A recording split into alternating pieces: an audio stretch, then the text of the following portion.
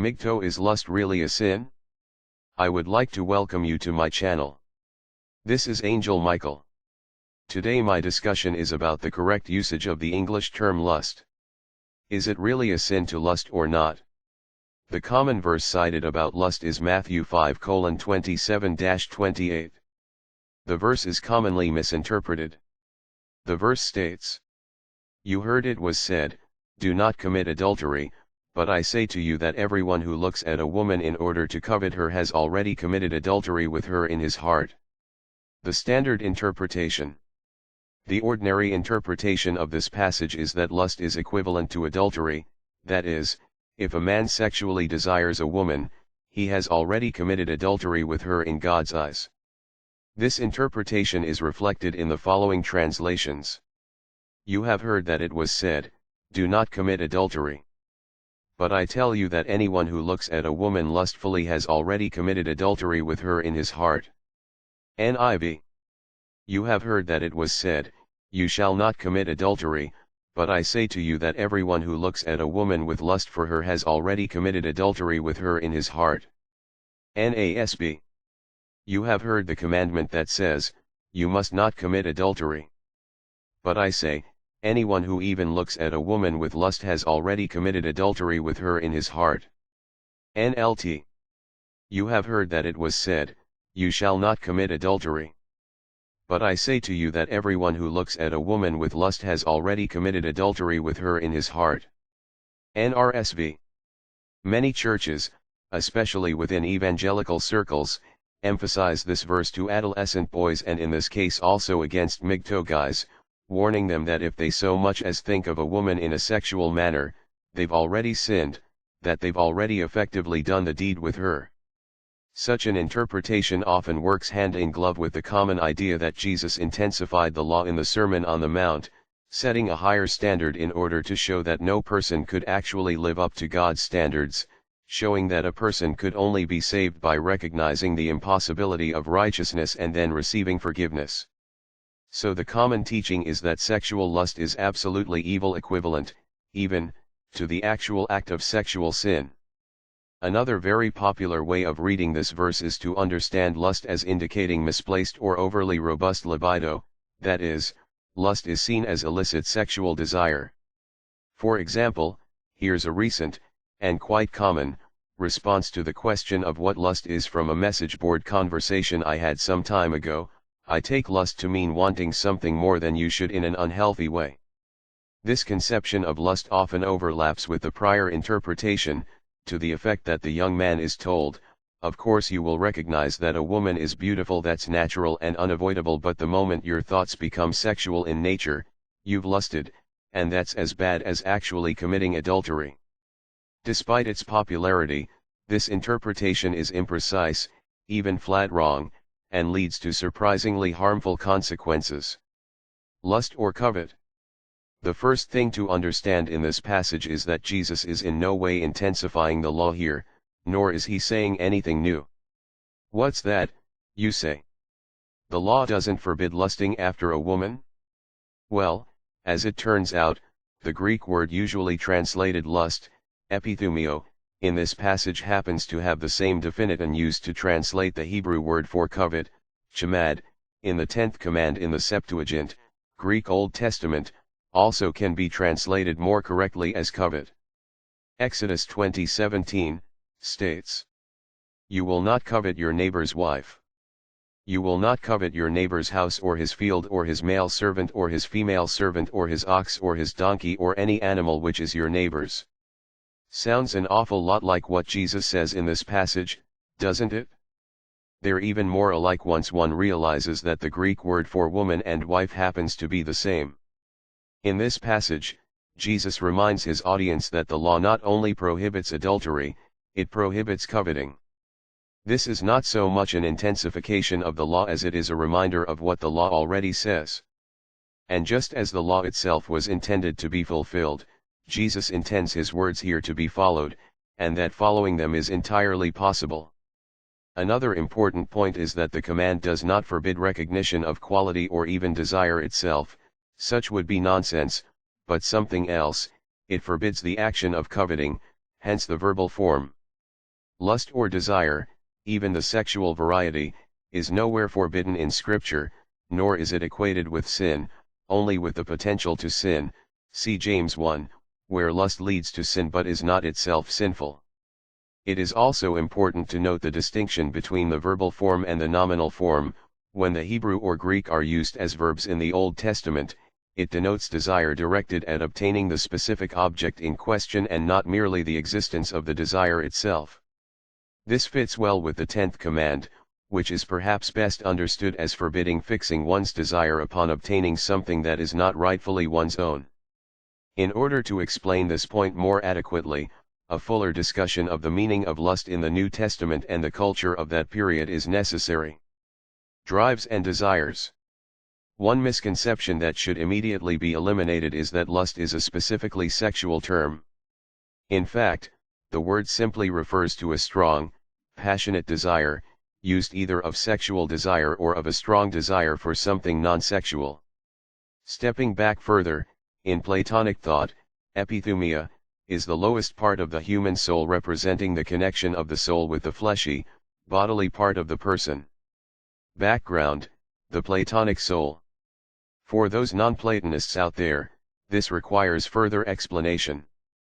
Platonism explains human thought and action by dividing the soul, or life force, into three parts, each of which is personified as a separate agent in itself. The highest part is the mind, intellect, or reason, nous, sometimes, logos, which is the part associated with thinking, theorizing, believing, meditating, contemplating, etc. This part is concerned with things like truth and knowledge and the highest aspects of human life. This part is represented in the human body by the head, which is the highest part of the body, stretching towards the heavens.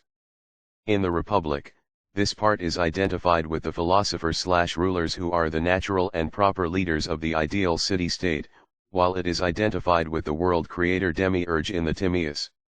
As mentioned above, the lowest part, epithumia, note that this is the same root as the word for lust, is the irrational seat of appetite, the source of human drives for pleasure, including desires for food, drink, sex, and pleasure. Socrates calls this part of the soul money-loving, since money is typically required to satisfy all its primary appetites. This seat of the appetites was also referred to as the flesh in the ancient world, sarx the Greek word. Because this part of the soul is non-rational, it is unlimited in terms of what it desires necessary, frivolous, or even unlawful/illegal/sinful. Take food, for example. When a person is hungry, it makes no difference if the barbecue smell is coming from the neighbor's house, it still stimulates the desire for that food. The desire for food is necessary inasmuch as the body will die without food, but the appetite does not simply restrict itself to what is necessary. Instead, a person may desire extremely expensive food, unnecessary, or, in extreme cases, may desire to eat something improper, i.e. a child may consume his feces or an adult may suddenly desire to eat a child. Since it is prone to run amok, the appetite part of the soul must be governed by the higher parts of the soul to keep it in check. This part is represented by the lower parts of the abdomen, including the genitals, on the human body, while it is identified with the merchant/craftsman, money-making, class in the Republic. In Parmenides' charioteer analogy, this part is likened to a wild stallion, powerful but undisciplined. The middle part of the soul is the spirited or emotional part of the soul, thumos, a word often denoting heart in Greek, the mediator between the higher and lower parts of the soul. This part is the seat of the will and courage and can be shaped through education and training. It is represented by the chest/heart area on the body and the warrior/soldier class in the Republic. These three parts operate in harmony, likened to a harmony of three musical notes, each necessary to the song, with the ideal scenario, following Parmenides' analogy of the charioteer, being that the mind governed the other two as a charioteer, with the spirited will as the lead horse and the appetite as the second horse, being governed by the union of the higher two natures. On the other hand, the danger is always that the appetites will gain the spirited part as an accomplice and overpower the will, leading to reckless action. Plato thus sees it as critical that the mind retains the allegiance of the will, giving it direction and controlling the appetites. So to summarize, the presence of lust or desire is an assumed part of each human person deriving from God-given bodily desires that are amoral in themselves, neither inherently sinful nor entirely depraved. As such, the presence of such lusts is in no way sinful, it is simply a part of being an embodied person. But directing these desires towards taking, obtaining, or enjoying what is not lawful is forbidden. That action, itself an act of the will, is forbidden by the 10th command and is sin. Back to Matthew 5:27-28. Now that we've established a bit of the history of the key term in question, we can return to Jesus' saying in Matthew with a little better context. By now we should understand that, in contrast to the English term lust, which has come to be a pretty much entirely negative term, which is why it's so amusing to say, "I've been lusting for this pastry all morning." The Greek term, though having a somewhat negative tint, is not always negative in the same way, instead being indicative of strong urges or drives, which the New Testament does not condemn in themselves. Jesus is even able to use the word of himself. And he said to them, "I have longed to eat this Passover with you before I suffer." Luke 22:15. Similarly, other non-negative uses of the word. "For truly I say to you that many prophets and righteous men lusted to see what you see, and did not see it, and to hear what you hear, and did not hear it." Matthew 13:17. "And the prodigal longed to fill his stomach with the pods that the swine were eating, and no one was giving anything to him." Luke 15:16. "And longing to be fed with the crumbs which were falling from the rich man's table, besides, even the dogs were coming and licking his sores." Luke 16:21. Again, I am not saying that there was never a negative connotation to the Greek word for lust. But it is critical that we make the distinction between a condemnation of desire and a prohibition against coveting forbidden things, including one's neighbor's wife. Now we're finally ready to look at the verse itself. The grammar of Matthew 5:27-28. The other major mistake in the interpretation of this verse, and many translations, as shown above, involves misconstruing the grammar. The Greek does not say, "Look at a woman with lust" or "Look at a woman lustfully," as though it were describing the manner of looking. On the contrary, Matthew uses a grammatical construction here that combines the preposition, pros, pronounced pros, with an articular infinitive in the accusative. Matthew uses this construction 4 other times, and each time it denotes the purpose of the action. Beware of practicing your righteousness before men in order to be noticed by them. Matthew 6:1. First gather up the tares and bind them in bundles in order to burn them up. Matthew 13:30. But they do all their deeds in order to be noticed by men, for they broaden their phylacteries and lengthen the tassels of their garments. Matthew 23:5. For when she poured this perfume on my body, she did it in order to prepare me for burial. Matthew 26:12. So it is clear that the grammar is reflecting purpose. Anyone who looks at a woman in order to covet her. Covet is preferable here in part because covet better reflects the intentionality reflected in the passage. This is a critically important point. Jesus is not suggesting that any sexual thought or inclination towards a woman is sinful. Nor is he suggesting that such thoughts or attractions being triggered by a look are sinful. The look is not the problem, nor is the presence of a beautiful woman, which some of that day tended to blame as the real problem. No, these are assumed. What is remarkable, given the popular misinterpretation, is that Jesus likewise assumes the presence of sexual desire in the man as a given, and that sexual desire isn't seen as the problem. Instead, Jesus addresses the matter of intent, of volition, the purpose of the look. The issue is not the appetite itself but how a man directs this natural appetite and inclination. I'm reminded here of the old saying, if you're a young man on a beach and a beautiful woman in a bikini walks past and you don't feel any sort of excitement or attraction, it's not because you're spiritual, it's because you're dead. This fits well within the immediate context. Throughout this section of the Sermon on the Mount, Jesus is pointing out the root causes of the sins enumerated in the law. Yes, adultery is a sin, but the sin has entered the heart the moment one determines to seek it out. The moment a man even looks at a woman for that purpose, adultery has already polluted the heart.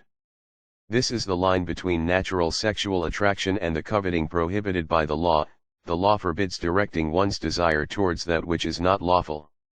Jesus does not condemn the desire but the action taken on the desire.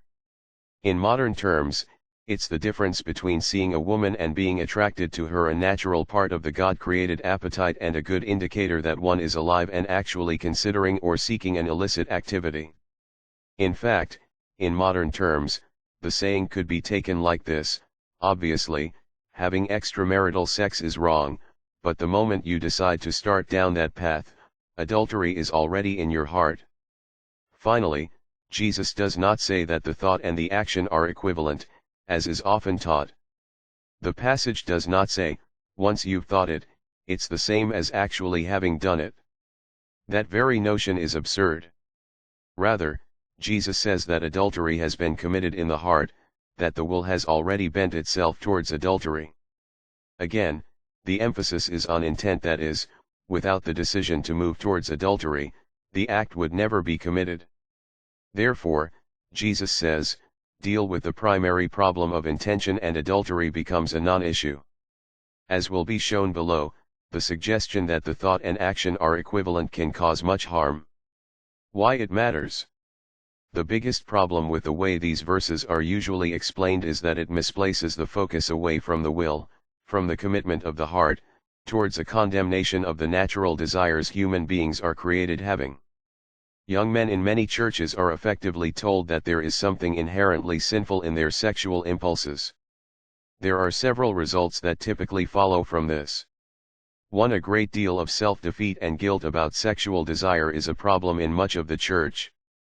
Young men are often entirely consumed with their efforts not to lust, as though focusing even more attention on the matter of sexual desire would actually help things.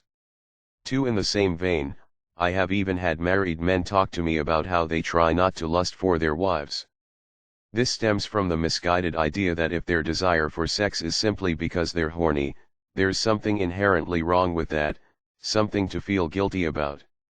In contrast, look at the way Paul approaches marital sex in 1 Corinthians 7, he seems to present it as the necessary and acceptable cure for being horny. Talk about a way to take some of the joy out of marriage and substitute defeat and guilt. 3. Many young men simply give up the fight, reasoning that if they're already guilty of sexual sin because of their thoughts, they might as well go ahead and enjoy the real thing. You'd probably be surprised how often this is the case. Again, this result is quite related to the poor theology that suggests the Sermon on the Mount presents some impossible to achieve standard. The obvious conclusion is to ask why anyone should try to live up to it, since one's salvation isn't determined by doing this stuff anyway, only how one believes. For some who understand this passage to be a condemnation of lust actually reason that they can have extramarital, or at least premarital, sex as long as they don't lust. Following is an actual quote from a message board discussion on this subject. The only reason to wait for marriage for sex is if you believe you have a soulmate out there. I don't. I know the Bible fairly well, and have yet to find where the Bible says it is wrong to have sex with more than one person or have sex before marriage. Adultery is having sex with someone else's partner, which is wrong, and you can have sex without looking at someone lustfully. I don't know anywhere in the Bible where it says it is wrong for two people who care about each other to have sex. As amazing as this interpretation is, this is certainly not the first time I have heard or seen that interpretation that it's okay to have extramarital sex as long as one doesn't lust. As we've seen, this entirely misconstrues what lust is. Having sex without the desire for it is generally called rape, but it is an excellent representative of how harmful the common teaching on this passage can be. Summary. So to sum it up, Matthew 5:27-28 is not a condemnation of lust or sexual desire, nor does it mean that every red-blooded male necessarily sins every time a beautiful woman walks into a room, or onto a movie screen or anywhere else she may appear. On the contrary, lust itself is not a sin but can lead to sin if it is not properly governed and put under the authority of the Spirit, see James 1. Instead of focusing on lust, if this passage is to be correctly taught, the emphasis should be placed squarely on the will, that is, what is the proper response to sexual desire. There are proper outlets for sexual desire, but it is the exercise of the sexual appetite outside these confines is the problem. Even prior to actually committing the act, once the will has turned towards illicit behavior, sin has already entered the heart and, once fully conceived, will bring forth death. Part of the payoff for properly understanding these two verses is the understanding that the requirement they set forth is neither impossible nor unreasonable. There is no requirement to somehow lose the drives that we were born with, nor should there be any guilt for having them. On the contrary, it is a matter of the commitment of the will, the orientation of the heart, that Jesus is discussing. It is the covetous look that is forbidden, not lust or desire itself. That is, Jesus forbids fixing one's desire upon a woman, or man, that is not rightfully one's own. This requirement was not set forth to show how impossible it is to live up to God's standard. The standards set forth here are intended to be lived. I hope you have enjoyed this discussion on the correct usage of the term lust and that it has helped clarify what is sin and what is not. Please feel free to add comments below. Have a wonderful day and God bless.